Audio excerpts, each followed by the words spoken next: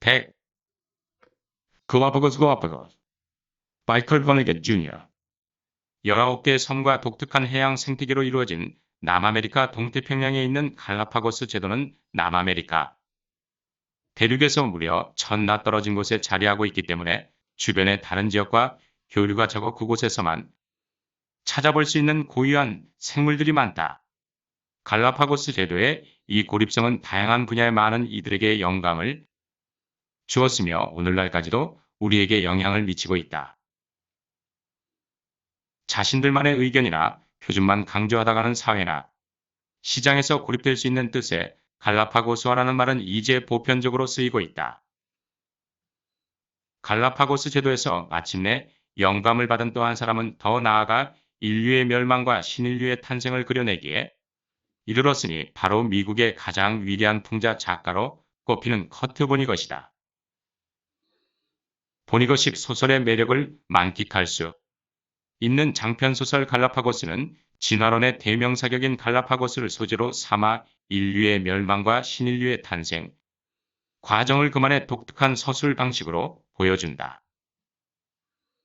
인류 최후의 생존자들과 진화의 여정에 함께하며 그가 비판하고 풍자하고자 했던 것들과 그럼에도 불구하고 그가 끝까지 놓지 않았던 희망에 대해 여실히 느끼게 된다. 99. A Tree Grows in Brooklyn by Betty Smith. 뉴욕 빈민가에서 자라난 저자가 자신의 어린 시절 경험을 토대로 집필한 자전적인 소설이다. 고난을 통해 인생을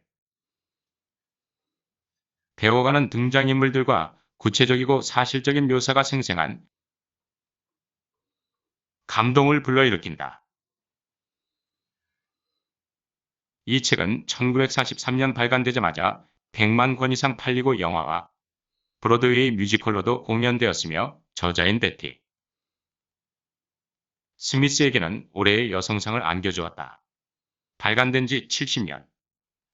가까이 지난 지금까지도 미국 청소년들에게 권장도서로 추천될 만큼 성장기의 꿈과 미래의 희망을 섬세하게 다룬 수작으로 손꼽힌다. 이 책의 배경으로 나오는 가난한 동네의 아이들 성장기, 눈으로 보는 세상에 대한 이해 등은 나라와 시대를 뛰어넘어 우리나라 청소년들에게도 깊은 감동을 안겨주고 있다. 98. The Talented Mr. Ripley by Patricia Highsmith. 범죄소설의 고전으로 꼽히는 퍼트리샤 하이스미스의 연작소설 리플리. 1955년부터 1991년까지 36년에 걸쳐 총 5부작으로 완성된 이 작품은 현대 문학사에서 가장 카리스마 넘치는 사이코패스 톰 리플리의 이야기를 그리고 있다. 살인에 대해 신중하고 치밀한 모습을 보이면서도 범행을 저지르는 동안에는 정상적으로 죄의식을 느끼지 않는 독창적이고 기이한 범죄자 캐릭터를 창조하여 그 심리의 흐름을 따라간다. 첫 번째 이야기 재능 있는 리플리는 리플리가 디키 그릴리프를 찾아가는 여정으로 시작된다. 디키의 아버지로부터 아들을 데려가는 부탁을 받은 그는 새로운 삶을 꿈꾸며 이탈리아로 간다. 리플리는 그렇게 만난 디키 그릴리프에 대해 묘한 감정을 갖게 되고 마침내 그를 살해함으로써 그 혼란의 마침표를 찍고 마는데 자신의 정체성을 소멸시키면서까지 타인이 되어가는 리플리의 심리가 펼쳐진다. 97.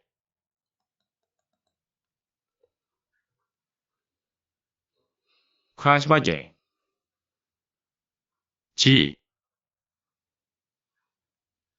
바울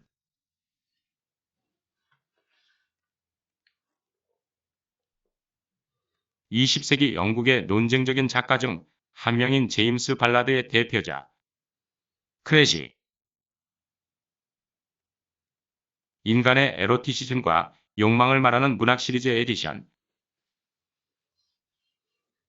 기의 두 번째 책으로 인간 내면에 숨겨진 은밀한 욕망의 세계를 들여다본다. 데이비드 크로넨버그 감독의 영화 크래시의 원작 소설인 작품은 자동차로 대변되는 테크놀로지와 그것을 패티시로 느끼는 섹슈얼리티의 결합을 소재로 삼았다. 서로의 외도를 통해 성적 자극을 받는 기이한 성생활을 즐기는 발라드와 캐서린. 어느 날 발라드는 헬런의 차와 충돌하는 사고를 당하게 되고 우연히 다시 만나 차 안에서 격렬한 성관계를 갖게 된다. 헬런을 통해 발라드 부부는 자동차 충돌과 성적인 쾌락의 결합을 추구하는 본을 만나게 되면서 본이 인도하는 새로운 성적 세계를 탐닉하게 된다. 내 남녀의 성적 충돌은 더 강렬한 자극을 향해 치닫는다. 96. 듀운 by Frank Herbert.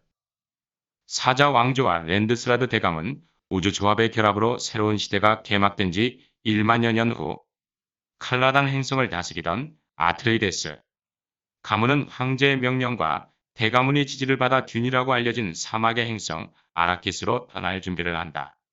아라키스는 예지력과 통찰력을 부여하는 멜란제의 유일한 생산지로 아트레이데스 가문의 수장 레토 공작은 이것을 가문의 세력을 다지고 확장하는 기회로 삼으려 한다. 그리고 그들이 칼라단으로 떠나기 며칠 전 비밀에 쌓인 벤의 게세리트 집단의 대무가 찾아와 레토 공작의 아들 폴을 시험한다.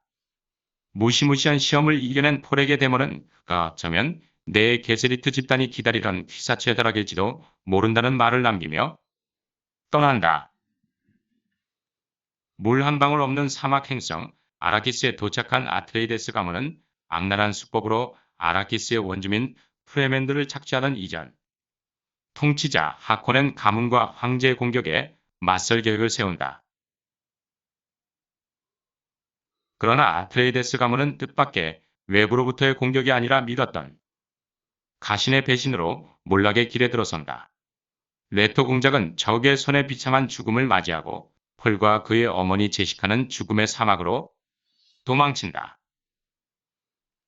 블라디미르 하코넨 남작의 아라키스의 통치권을 되찾으며 의기양양해하는 순간 그들은 프레멘들의 우상이자 황제의 신하였던 카인즈 박사의 도움으로 뒤쫓는 하코넨의 마술을 피해 사막의 폭풍 속으로 뛰어든다.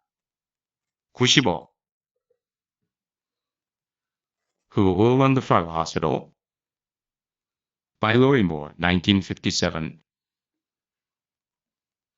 In this moving, poignant novel by the best-selling author of Birds of America, we share a grown woman as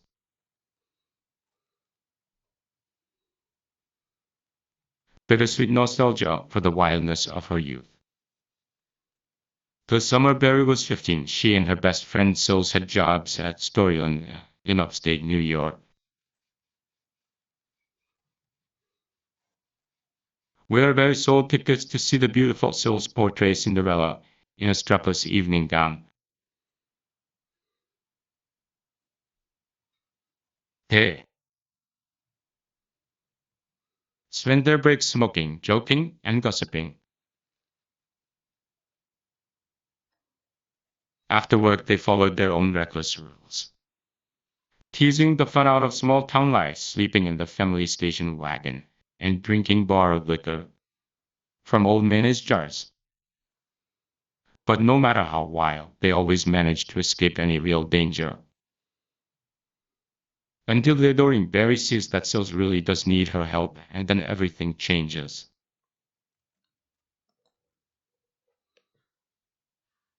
(94) Things Fall Apart, The African Trilogy, Number 1. By Chinona Achebe. 폭력적인 서구 세력에 맞서 부족의 문화와 풍습을 지키려는 한 남자의 숭고한 이야기. 아프리카 원주민들이 지켜오던 생활과 문화가 서구 세력의 침입에 의해 서서히 몰락하는 과정을 생생하게 묘사한 이 작품은 아프리카 탈식민주의 문학의 고전이라 불린다. 19세기 말 아프리카 우무오피아 마을의 오콩코는 성격이 불같고 공격적이며 권위적인 사람이다. 아버지가 불명예스럽게 죽은 후 그는 부와 명예를 회복하기 위해 부지런히 일하며 자신의 힘을 과시하기 위해 전쟁에도 앞장선다. 하지만 오콩쿠는 예기치 못한 실수를 계기로 마을에서 추방당하고 7년이 지난 후에야 마을로 돌아오게 된다. 그런데 그가 돌아왔을 때 마을은 백인 교회를 중심으로 유입된 서구 문명 때문에 혼란에 휩싸여 있다. 부족이 전통에 따라 버려지고 소외당했던 이들과 억압받던 여성들이 이 세력에 합류하면서 백인들은 점차 힘을 키워 나간다. 또한 이어서 들어선 학교와 법원은 백인의 법에 따라 부족민들을 지배하기 시작한다. 오콩코는 이 거대한 세력에 맞서 싸울 결심을 한다. 93. 레드선 바이브즈 라이트 미국 흑인 문학을 대표하는 작가 리처드 라이트의 걸작 미국의 아들. 오늘의 관점에서 고전을 재평가하여 꼭 읽어야 하는 세계문학 작품들을 선보이는 창비 세계문학 시리즈의 두 번째 책이다. 흑인 문학사에서 기념비적 작품으로 꼽히는 이 소설은 도시 하층민 흑인들의 삶을 통해 미국 사회의 모순을 날카롭게 해부한다. 우발적으로 상류층 백인 여성을 살해하고 백인 경찰과 자경단에게 쫓기게 된 흑인 청년 비거 토마스. 죽음과 파국의 공포에 직면한 그가 가난과 피부색, 그리고 백인 세계와의 관계를 통찰하는 과정이 철저히 흑인의 시각에서 묘사되어 있다. 미국의 꿈을 안고 북부로 이주했던 흑인들의 집단적 체험과 개인적 환멸을 담아냈다. 이 작품은 살인과 도주라는 긴박한 상황을 통해 당시의 사회상을 응축해 그려내고 흑인 청년의 삶을 그의 관점에서 이야기한다. 미국 사회의 구조적 모순이 집약된 도시 하층민 흑인 청년의 삶을 사실적으로 재현해내고 은폐된 사회구조를 문제적 개인을 통해 총체적으로 드러낸 미국 문학의 고전이다. 92. Mooragain by Bliss Sunrise. Mooragain is a 1926 novel by Blaise Cendrars, published by Grasset. It is a complex opus with a central figure, the Mooragain character, like a dark persona of the author, which he gets rid of through writing. Its genesis took a decade, with Cendrars hinting at it as early as 1917, and Cendrars never stopped working on it. In 1956, the author somewhat rewrote the text, added a postface and a section titled Prodomo, How I Wrote Mooragain. In its ultimate revision, Cendrars says the book is definitely incomplete, as it was meant to be a preface to a complete works of Mooragain that are not there. 블레이즈 샌드러스의 지인으로 소개된 해설자 레이먼 러사인스는 어떻게 의사가 되어 그가 어떻게 망명에 감금되어 있는 살인적인 미치광이인 모라가진을 만나게 되는지를 쓰고 있다. 모라바기는 동유럽 귀족들의 마지막 타락한 후계자이다. 91. The Lover by Marguerite Duras. 프랑스 현대 문학의 대표적 여성 작가 마르그리트 듀라스의 콩쿠르 상 수상자. 베트남에서의 가난한 어린 시절 중국인 남자와의 관계 어린 사랑을 섬세하고 생생한 묘사로 되살려낸 자전적 소설이다. 1992년 장작가 안호 감독의 동명 영화로 제작되기도 하여 1929년 프랑스령 베트남 가족과 함께 방학을 보낸 프랑스인 소녀는 기숙학교로 돌아가기 위해 나룻배를 타고 메콩 강을 건넌다. 난간에 홀로 길에 서서 강물을 바라보는 소녀의 모습은 남성용 중절모와 생사 원피스, 굽 높은 구두, 차림에서 풍기는 조숙하고 독특한 분위기로 같은 배에 타고 있던 부유한 중국인 남자의 시선을 단번에 사로잡는다. 소녀는 남자의 제안으로 그의 독신자 아파트로 안내된다. 그리고 그곳에서 처음으로 욕망을 경험하고 해방감을 느낀다. 가난한 환경에 대한 절망으로 무기력해진 어머니, 마약과 노름에만 빠져있는 난폭한 큰오빠, 그리고 늘 큰오빠에게 시달리는 나약한 작은오빠. 비정상적인 가족에 대한 혐오가 더해갈수록 소녀는 남자와의 관계에 더욱 몰입하고 그 관계는 점점 광적인 욕망과 공허한 사랑으로 치닫는다.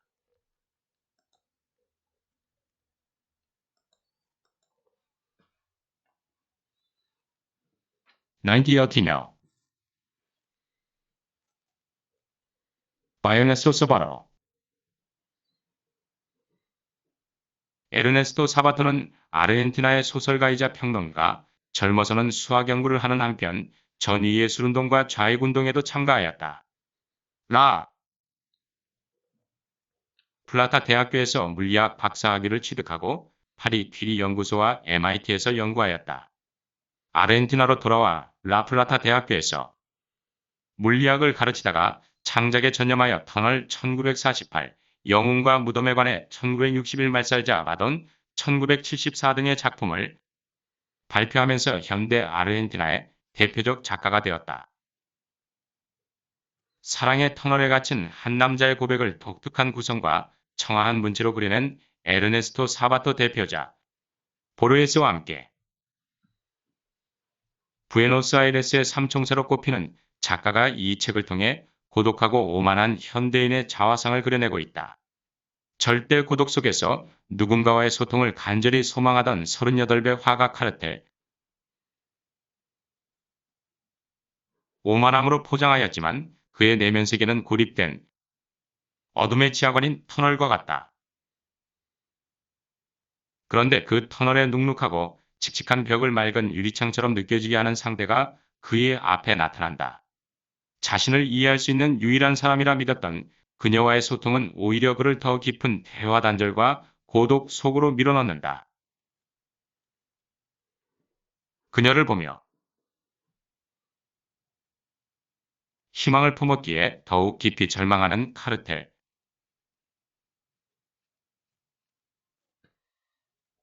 그의 절망은 결국 자신의 연인을 살해하도록 만든다. 89. White Noise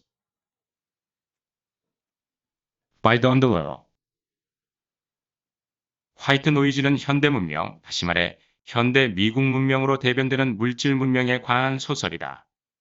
드릴러는 책의 곳곳에서 테크놀로지에 대한 맹신으로 요약되는 현대인들의 사고와 대안 없는 질주를 비판한다.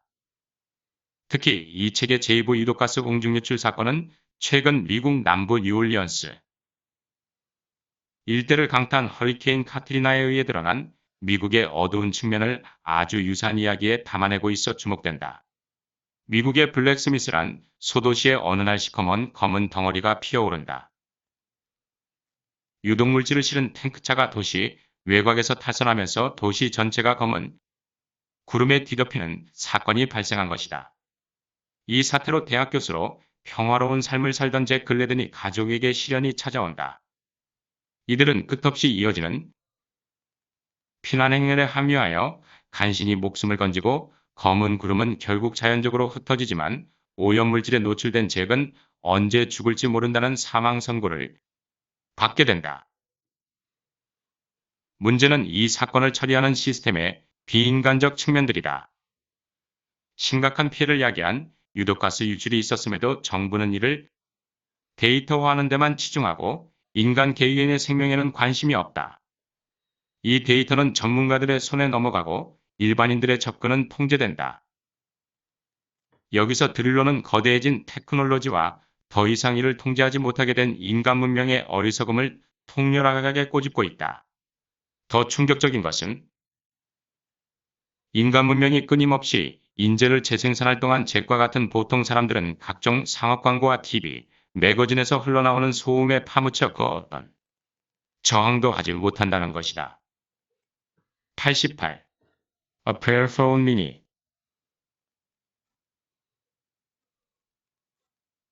By Journaling. 온 미니를 위한 기도 A Prayer for All Mini는 미국의 작가 존 어빙의 7번째 소설이다. 1989년에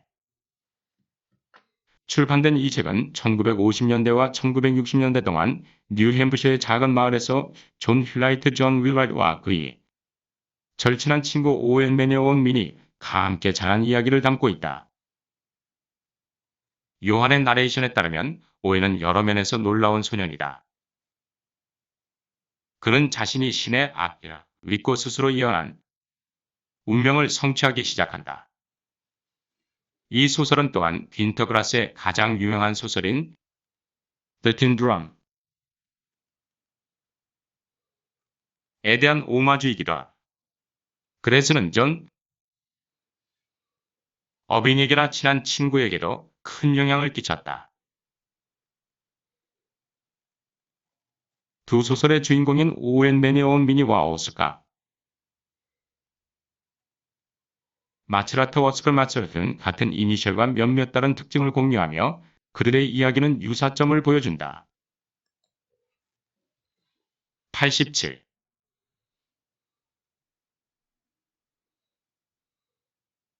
On the Beach by Nevil Shute.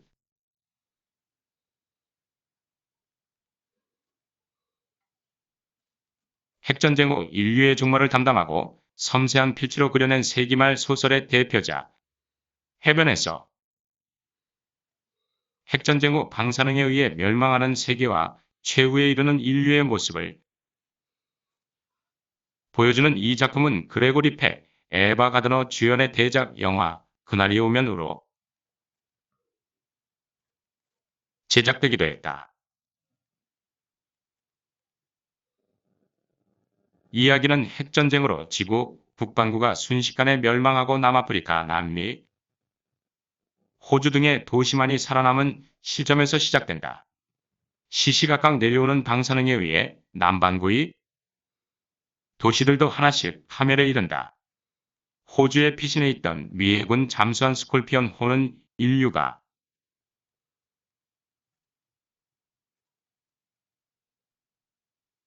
생존할 수 있는 마지막 가능성을 타진하기 위해 북으로 자망을 시도한다. 엘리엇의 시 텅 빈 사람들, 내 마지막 구절 세상이 이렇게 끝나는구나, 쿵 소리 한 번 없이 흐느낌으로 해서 영감을 얻었다는 이 작품은 인류의 최후를 소란스럽지 않게 담아냈다. 종말이라는 끔찍한 상황과는 별개로 이를 기다리는 인류의 평안한 모습을 보여주며 폭풍전야의 행복을 통해 인류의 최후를 더욱 안타깝게 묘사하고 있다. 또한 절망적인 결말을 통해 핵과 방사능의 위험성을 일깨운다. 86. The Giver by Lois Lowry. 로이스 로리는 하와이 호놀룰루에서 태어났다. 군의관인 아버지를 따라 이사를 자주 다니며 성장했다. 3년 동안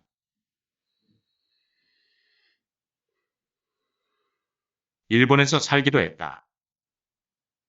브라운 대학에 입학했으나 곧 결혼하여 대학을 떠났다. 내 아이를 낳은 후 서던 메인 대학교에 진학해 영문학을 전공했다. 미국 청소년 문학의 대표 작가라 불리는 로이스 로리 장편소설. 모두가 잃어버린 여러 감정들을 찾아 나서는 12살.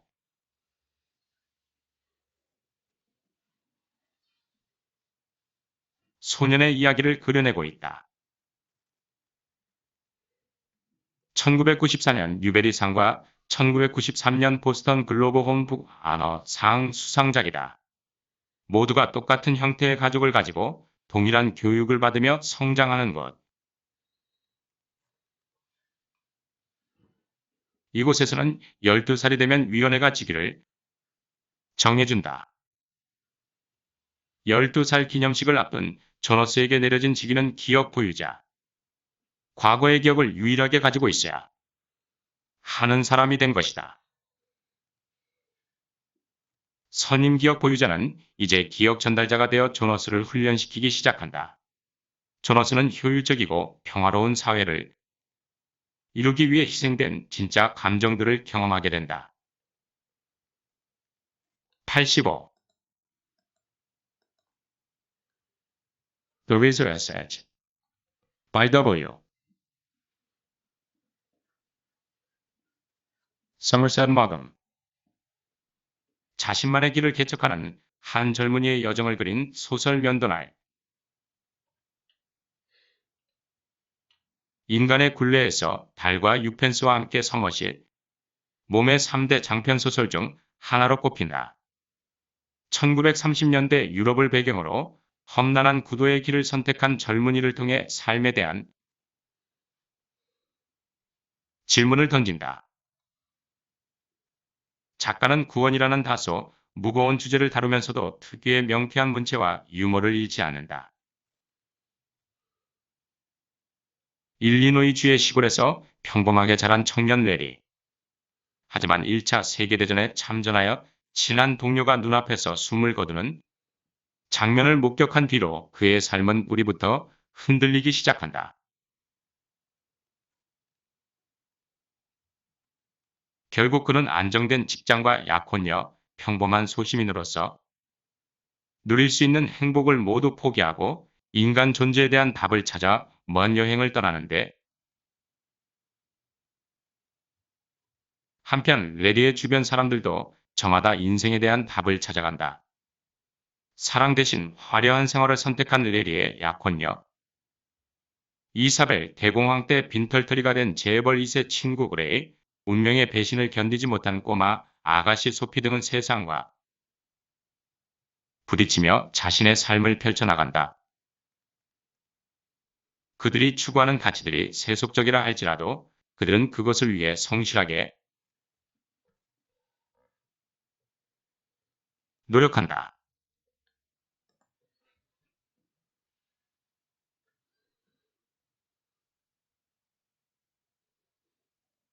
84.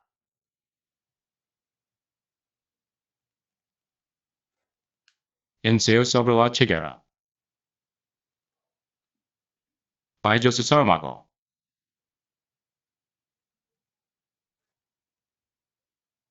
눈먼 자들을 가둔 수용소와 이름 없는 도시를 배경으로 인간성의 근원적인 본질에서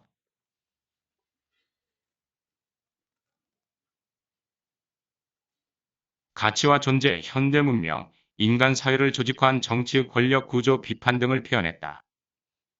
권력과 폭력에 둘러싸여 무력하기 짝이 없는 한 개인과 사회에 대한 은유인 백세,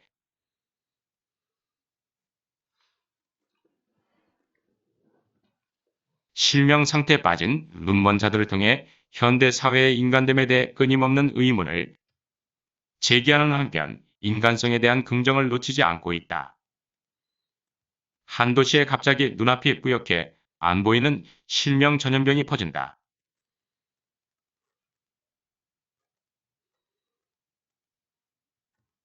첫 번째 희생자는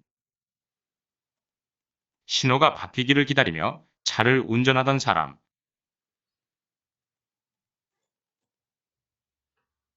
그는 안과 의사에게 가봤지만 의사 역시 원인을 파악하지 못하고 그 자신도 그만 눈이 멀어버린다. 이 전염병은 사회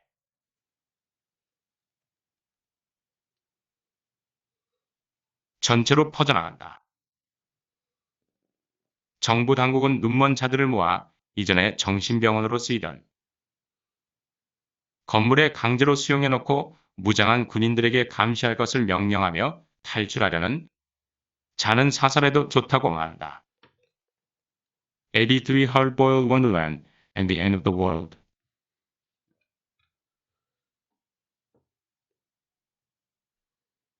by 하루키 무라카미.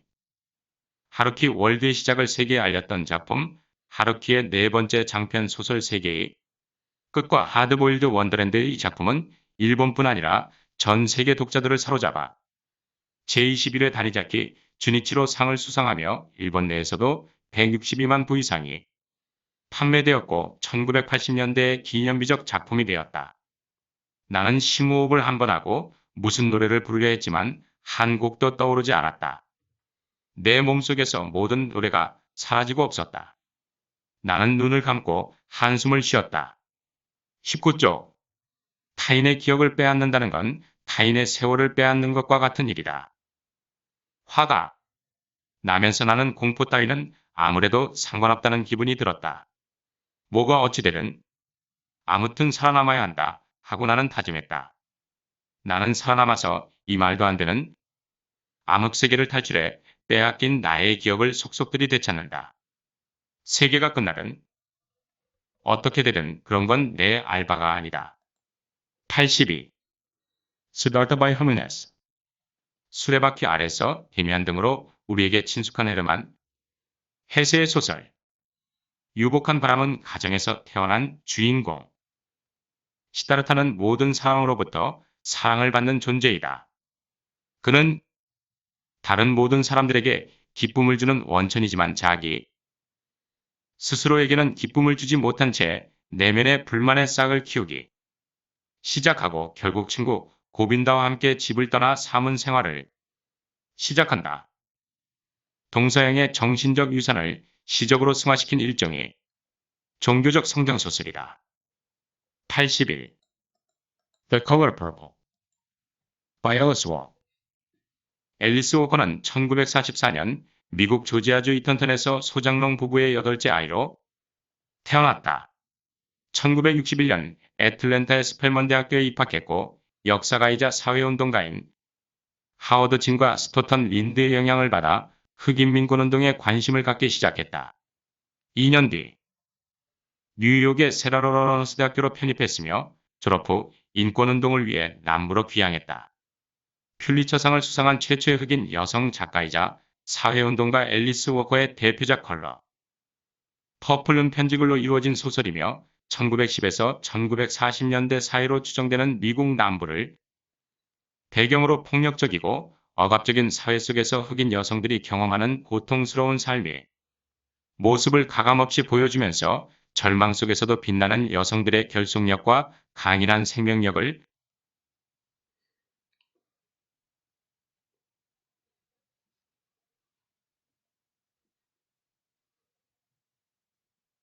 그려낸다. 여성들 사이의 다차원적 연대의식과 그로 말미암은 자유와 해방, 구원의 가능성을 담고 있는 이 작품은 출간되자마자 문단과 대중 모두를 사로잡은 베스트셀러로 스티븐 스필버그가 영화로 오프라 윈프리가 뮤지컬로 각색했다. 80. Orlando. by Virginia Woolf.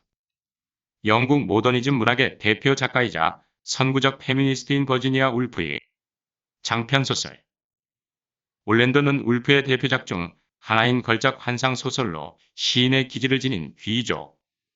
청년 올랜도가 어느 날 갑자기 남성에서 여성으로 변한 후 수백 년의 세월을 살아온 신비로운 일대기를 다룬 소설이다. 16세기 영국에서 엘리자베스 1세 여왕의 총애를 받는 미소년이었던 올랜도가 17세기 후반 대사로 파견된 콘스탄티노플에서 여자로 변한 후 집시들과 생활하다 영국으로 돌아와 18세기, 19세기를 거쳐 20세기 초 1928년 아이를 낳고 시집을 출간한 한 여성의 삶을 살아가기까지의 긴 여정이 펼쳐진다. 이처럼 한 인물이 다른 성을 모두 경험하고 여러 시대의 사회적 환경 속에서 다양한 정체성을 가지고 살아가는 판타지적인 전개 이야기를 통해 정체성이란 확고부동한 것이 아니라 환경에 따라 유동적이고 복잡다단하게 발현되는 거심을 드러내는 울프의 양성적 상상력의 정수를 보여주고 있는 작품이다. 79. The New York Trilogy by Paul Auster. 미스터 버티고, 리바이어던, 우연의 음악, 달의 궁전 등으로 유명한 폴 오스터의 장편소설. 작가인 퀸과 퀸이 쫓고 있는 사람 유리의 도시, 살인 탐정 블루와 블루가 감시하는 블랙 유령들, 실종된 작가 펜쇼와 그를 뒤쫓는 펜쇼의 친구에 관한 이야기로 실어중 환자들처럼 극도로 언어를 기피하려 드는 등장인물들은 장기의 말처럼 이리저리 움직일 뿐 언어의 수사로서 현혹하려 들지 않는다. 78. The Virgin Suicide by Jeffrey Eugenides. 퓰리처상 수상작가 제프리 유제니디스의 데뷔작 처녀들 자살하다. 1970년대 중반 미국 미시간 주의 어느 평온한 마을에서 살아가던 리즈번가의 5자매들. 이 소설은 리즈번가의 소녀들이 모두 자살해버리고 많은 충격적이고 비극적인 이야기를 당시인 20여 년 전과 현재 사이를 넘나들며 그려내고 있다. 화자인 우리는 남의 일에 참견하기 좋아하고 성적 호기심이 풍부한 동네 소년들로 정하다 리즈번가 자매들을 향한 애틋한 마음을 품고 있었다. 20여 년의 세월이 흐른 후 어른이 된 그들이 리즈번가 자매들의 자살 이유를 밝혀내기 위해 조사에 나선다. 그녀들의 자살 사건은 세월을 뛰어넘어 다시 한번 소년들을 그 시절의 추억 속으로 빠져들게 한다. 1993년에 출간된 이 소설은 큰 인기를 얻으며 베스트셀러에 올랐고 미국 도서관협회의 올해의 책으로도 선정되었다. 1999년에는 소피아 코폴라 감독, 커스틴 던스트 주연의 영화 처녀 자살 소동으로 만들어졌다. 작가는 과거와 현재를 자유롭게 넘나들며 평범한 마을에서 일어난 10대 소녀들의 자살 사건을 파헤친다. 1970년대 베이비붐 세대의 문화를 생생하게 되살렸으며 그 속에 내재되어 있던 기성세대와의 갈등을 조용히 들여다본다. 77. A Fine Balance by Rohinton Mistry. 인도의 삶을 꾸밈없이 전해주는 작가 로힌턴 미스트리의 걸작 적절한 균형. 발표한 장편소설이 모두 부커상 최종 후보에 오르며 주목을 받은 로힌턴 미스트리는 인도의 복합적인 근대사를 배경으로 인도의 삶을 다루는 대표적인 작가이다. 이 작품은 밑바닥 삶에서 벗어나고자 발버둥치는 네 사람의 간절한 삶을 통해 인도인의 현실을 그려냈다. 부모님의 기대 때문에 내키지 않게 bombay에 있는 대학에 진학하게 된 파르시 가문 출신의 마네. 그러나 무리를 지어 괴롭히는 대학 선배들 때문에 기숙사 생활에 회의를 느끼고 어머니의 고교 동창생인 디나의 집에서 하숙하게 된다. 신혼 초의 사고로 남편을 잃고 혼자 살아가던 디나는 생활고 때문에 하숙생을 들이고 불가촉천민 출신의 재봉사들을 고용하여 영세 자영업자의 길을 걷지만 가부장적인 인도 사회에서 여성으로서 독립된 삶을 살기란 쉽지 않다. 76. Disgrace by J. M. Coetzee. 남아프리카 공화국을 무대로 흑백 간의 갈등과 폭력의 원인을 탐구한 소설. 추락은 새로운 장정과 화보, 옮기니 해설, 작가 연구 등을 증보하여 새롭게 간행되었다. 이를 위해 왕은철 교수는 초판의 미비점을 전면적으로 보완하여 결정적 연본으로 재탄생시켰다. 이 책은 백인 대학 교수와 아프리카의 땅을 사랑하는 딸이 겪는 사건을 중심으로 사건을 전개하고 있다. 남아프리카의 백인 지배가 종결되고 흑인 정권이 들어선 현 시점에서 작가는 수백 년간 지속되어 온 흑백 갈등이 단순히 정권의 교체만으로 해소되는 것이 아님을 시사하고 있다. 쿠시는 이 작품으로 한 작가에게 2번 상을 주지 않는다는 전례를 깨고 미국인에게만 주어지는 퓰리처상보다 훨씬 귀인이 있는 상인 부커상을 수상했다. 주인공 루리 교수는 우연찮은 기회의 제자와 사랑에 빠져 잠자리를 함께함으로써 추문에 휩싸이게 된다. 그 과정에서 루리 교수는 자신을 죄를 성명하지 않음으로 해서 최초로 추락을 경험하게 된다. 교수직에서 쫓겨나 하나뿐인 딸 루시의 농장에 응거하게 된 루리 교수의 본격적인 추락은 이때부터라고 할 수 있다. 전처와의 사이에 난 루시가 흑인 불황자들에게 강간당하고 개간하던 땅까지 빼앗기게 된다. 75. Light in August by William Faulkner. Light in August는 남미의 작가 윌리엄 포크너의 1932년 소설이다. 그것은 남부의 고딕과 모더니즘, 문학 장르에 속한다. 전쟁 기간인 작가의 현재를 배경으로 한 이 소설은 임신한 백인 여성과 자신을 백인이라고 생각하지만 혼혈이라고 믿는 한 남자를 중심으로 전개된다. 일련의 플래시백에서 이 두 사람이 그들의 두 삶에 깊은 영향을 준 다른 남자와 어떻게 연결되어 있는지를 보여준다. 기독교의 알레고리와 구전적 스토리텔링에서 따온 느슨하고 구조화되지 않은 모더니즘적 이야기 스타일로 포크너는 미국 남부에서 인종, 성별, 계급, 종교의 주제를 탐구한다. 그는 부적당하거나 따돌림당하거나 지역사회에서 소외된 인물들의 초점을 맞춰 청교도적이고 편견에 사로잡힌 농촌 사회에 대한 소외된 개인들의 충돌을 묘사한다. 70 from Miss Lone Alerts and the Day of the Locust by Nathaniel West. 미국 현대문학을 대표하는 작가 너세니얼 웨스트의 소설 메뚜기의 날, 화려한 할리우드 뒷골목에서 살아가는 삼류 인생들의 단면에 숨은 다양한 모습과 감정을 그려낸 이 작품은 생생한 캐릭터를 통해 허탈한 웃음을 자아내는 작가 특유의 블랙 유머를 보여준다. 작가는 어수룩한 모습에 어두운 그림자를 씌워 할리우드 뒷골목 하류 인생들을 입체적으로 묘사했다. 그들이 펼쳐놓은 적나라한 이미지들을 통해 헛된 꿈속에서 희망을 품고 사는 인간의 슬픈 모습을 전한다. 로는 헐처는 필명으로 절망적인 뉴욕 사람들의 편지를 읽으면서 남성신문 칼럼니스트는 엄청난 부담을 느끼고 심한 음주와 가끔 술집, 싸움을 동반하는 깊은 우울의 순환에 빠진다. 그는 또한 신문이 편집장인 슈라이크의 장난과 냉소적인 조언의 희생자이다. 73. Infinite Jest by David Foster Wallace.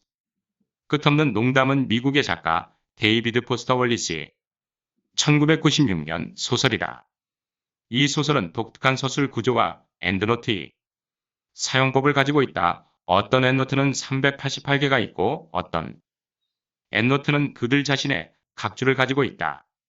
이 소설은 백과사전 소설로 분류되어 1923년부터 2005년까지 타임즈가 발표한 100대 영어 소설 목록에 올랐다. 오락에 대한 우리의 욕구가 다른 사람들과의 연결 필요성에 어떻게 영향을 미치는지에 대한 질문을 탐구한다. 우리가 선택한 쾌락에 대해 우리가 누구인지를 말해주는 것. 72. Underworld by the Underworld. 언더월드는 미국의 작가 돈 드릴로의 1997년 소설이다. 이 소설은 브롱크스에서 자란 폐기물 관리 임원인 닉 셰이가 더 샷 헐란드 월드에서 강타한 야구의 역사를 추적하기 위한 노력에 초점을 맞추고 있으며 20세기 후반 미국 역사에서 뽑은 수많은 하위 줄거리를 다루고 있다. 포스트모더니즘과 포스트모더니즘에 대한 반응으로 묘사되는 이 책은 핵 확산, 폐기물, 그리고 개인의 삶이 역사의 흐름에 기여하는 주제를 고찰한다. 내셔널 북어워드에 지명되고 퓰리처상 후보에 오른 베스트셀러 언더월드는 종종 드릴러의 최고의 업적으로 여겨진다. 2006년 뉴욕타임스가 실시한 저명한 작가와 평론가들을 대상으로 한 설문조사는 토니 모리슨의 사랑에 이어 언더월드를 지난 25년간 미국 소설의 최고 작품 2위로 선정했다. 71. All the King's Men by Robert Penn Warren. All the King's Men, All the King's Men은 1946년 공개된 로버트 펜 워렌이 소설이다. 그것의 제목은 동료 험피 덤비에서 따왔다. 이 소설은 카리스마 넘치는 포퓰리즘 주지사 윌리 스타크와 대공황 시대 딥사우스에서의 그의 정치적 기량에 대한 이야기를 담고 있다. 그것은 일반적으로 미국 상원의원인 휴이피 실제 이야기에서 느슨하게 영감을 받은 것으로 생각된다. 롱은 1935년에 암살되었다. 올해는 1947년 이 소설로 퓰리처 상을 받았다. 이 영화는 이후 1949년과 2006년에 같은 이름의 두 영화로 각색되었다. 그 소설은 첫 출판 이후 비평가들의 호평을 받았고 영구히 인기를 유지했다. 현대도서관이 선정한 20세기 소설 중 36번째로 위대한 소설로 꼽혔으며 1923년 이후 타임즈의 100대 소설 중 하나로 선정되었다. 70. The Big Sleep of Marlowe No. 1 by Raymond Chandler. 미국 하드보일드 소설의 대가 레이먼드 챈들러가 창조한 탐정. 필립 말로는 미국 대중문화의 하나의 새로운 원형을 만들어냈다. 챈들레스크 챈들러스라는 단어까지 생길 정도로 특징적인 그의 문체는 하드보일드 장르의 토대가 되었으며 미국뿐 아니라 전 세계적으로 그의 영향을 받은 작가들을 만들어냈다. 무라카미 하루키는 챈들러를 두고 자신의 영웅이라 부르면서 언제나 그를 향한 애정을 드러내는 작가로 이 책에는 하루키가 빅 슬립을 일본어로 번역한 후 쓴 해설이 함께 실려 있다. 챈들러를 존경하는 한 명의 팬이자 그의 작품을 옮긴 번역가로서 챈들러와 그의 작품 세계에 대해 설명한 글이다. 69. Darkness at Noon by Arthur Koestler. 사회주의 정치체제의 전문가이자 역사사회학의 새로운 지평을 열었던 학자 베링턴 무어는 이렇게 질문한 적이 있다. 혁명의 과정에서 목숨을 걸고 동지를 지키고 헌신했던 이들이 혁명 이후 왜 서로를 의심하고 결국 죽음으로 내몰게 되었는가? 가장 정의롭고 민중적이고 혁명적인 사회를 함께 꿈꿨던 사람들이 그런 사회를 건설할 수 있게 된 순간에 대면하게 되는 또 다른 비극을 한낮의 어둠은 다룬다. 이 책이 배경으로 하는 러시아 혁명 이후의 상황뿐 아니라 혁명적 동지의 이상향처럼 여겨지는 중국 혁명 또한 혁명이 성공한 뒤 유사한 딜레마를 겪어야 했다. 퀘슬러의 한낮의 어둠은 흔히 조지 오웰의 동물농장이나 알렉산드르 솔제니친의 수용소 군도와 더불어 공산주의 정치체제에 대한 20세기의 가장 뛰어난 작품으로 거론되며 30여 개가 넘는 언어로 번역되었다. 그러나 이 책의 특별한 점은 특정 체제에 대한 비판이라기보다 혁명이 성공한 뒤 권력이 이제 저항의 대상이 아니게 되었을 때, 즉 가까워진 권력을 어떻게 다룰 것인가라는 정치의 근본 문제를 고민한다는 점이다. 즉 선한 의지나 옳은 일을 한다는 것과 권력을 다루는 문제, 목적과 수단의 문제, 개인과 집단이 문제, 혁명, 대중, 도덕, 양심, 권력, 정치의 문제를 깊이 사고한다는 것이다. 68. The Neverending Story by Michael Ende. 미하엘 엔데는 현대사회에 대한 비판 의식이 담긴 판타지 동화인 뭐뭐뭐뭐 1970로 이미 국내에도 널리 알려진 작가. 이 모모의 연장선상에서 9년 후 출간된 끝없는 이야기는 엔데에게 세계적인 명성을 안겨준 그의 대표작이다.